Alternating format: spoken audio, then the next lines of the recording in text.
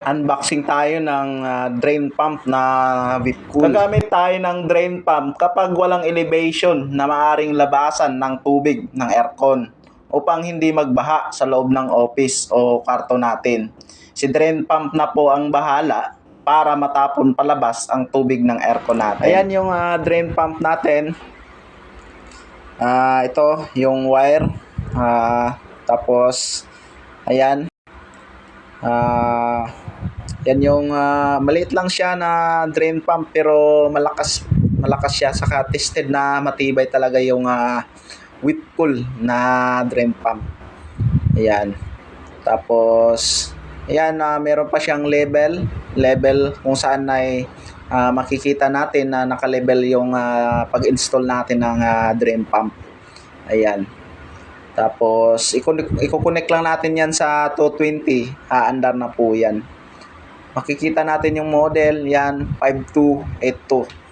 Kayang-kaya niyang patakbuhin, palabasin yung tubig na meron sa 1 horsepower hanggang 3.5 horsepower na aircon.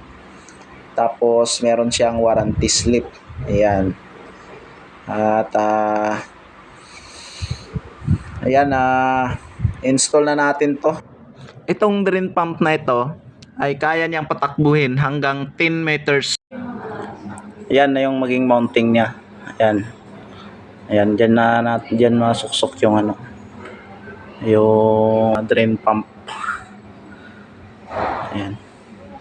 Ayan, yan na siya yung finished product niya po. Yan na yung connection niya.